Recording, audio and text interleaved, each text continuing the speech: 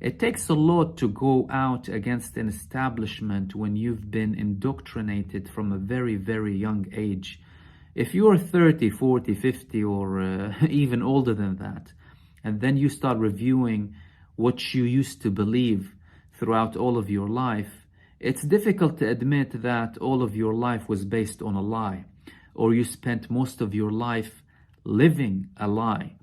Now, you have the people who are stubborn and they would convince themselves with anything to continue believing what they do because they don't want to admit that what they fell to previously and what they believed was a lie. But you do have many other people who are aware and they're not willing to continue and live in a lie.